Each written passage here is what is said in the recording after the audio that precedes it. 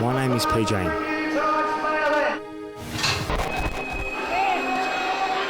and I suffer from post-traumatic stress disorder.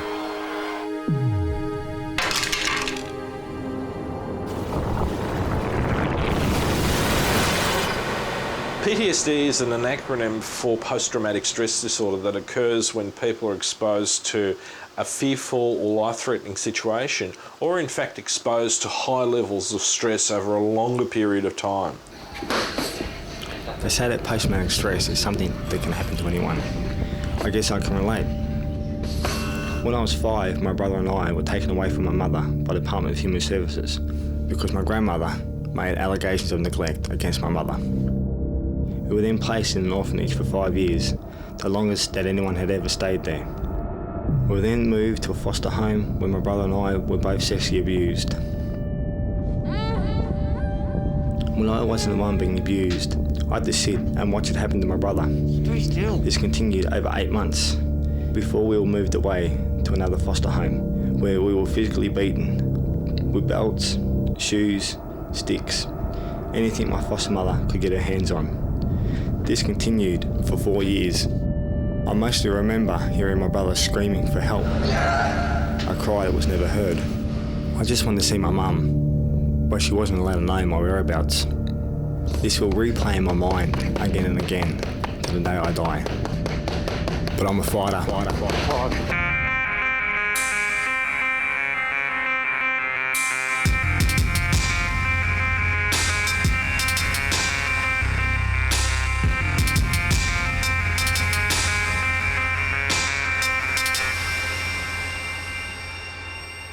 The fact that in his earlier life he had multiple times when he faced severe stress, when there'd been family issues, family breakdown, when he'd been in foster care and the carers had treated him inappropriately.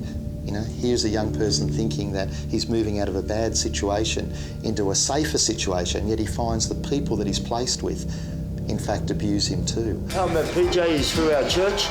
It's Oasis, street level.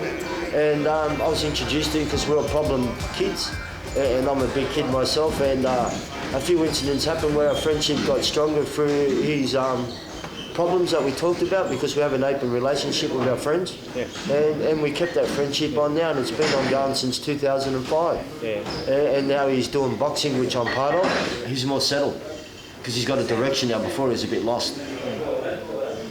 My resolve to keep living wasn't always so strong. 6 years ago, a girl I was seeing told me she didn't love me anymore.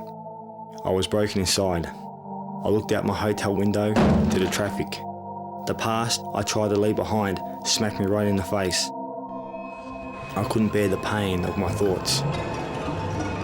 So at that moment, I tried to end my life and slay the beast that was inside me.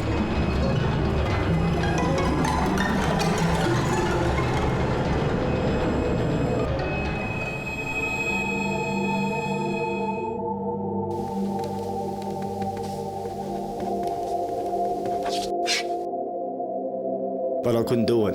It's not easy to throw everything away that you live your life for. The person has a propensity to re-experience some of the aspects of the trauma. So it might mean flashbacks, you might have certain triggers, sounds, smells, touch.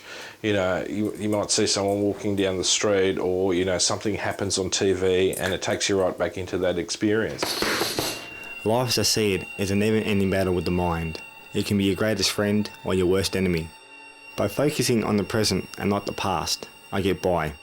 And my amateur boxing and my soccer training helps me every day. All I know that he's had relationships maybe through girls or mates and that have upset him and that, and he's usually either gone off on a tandem and just don't give a fuck, where the attitude is, all right, you go and do that, and once you lose the plot, you must come back from it. Boxing can be a great way of coping with anger, because you're letting your frustration out on a bag, you're letting your frustration out on an opponent, sparring partner. Has boxing taught you anything about human ability to endure? Well, boxing taught me to endure, you know, punishment to a certain degree, because I don't like getting hit. But taught me more that anything is possible You know, your mind is like controls everything, your whole body. So, you know, mentally, if you can seek it and see it, it's always having positive thoughts. You know, never put yourself in a vulnerable position or think any negativity. Don't let it build up, let the frustration build up. You always got to be positive. Yeah. Australian titles, nothing less. Nothing less. I guess one of my axioms that I take into this work is that your past does not dictate your future. That if you work at it, if you get support, that anything is possible. And for Peejay, I really believe that. That if he remains committed to that process, if he keeps on, you know, investing in things that are good, then I think the future's unlimited for him. I think he can go on to be whatever he wants to be. And that's a great role model for other young people here, and it's a great example for others too. God is watching over me. He guides me through my good times and my bad. He's the light at the end of the tunnel.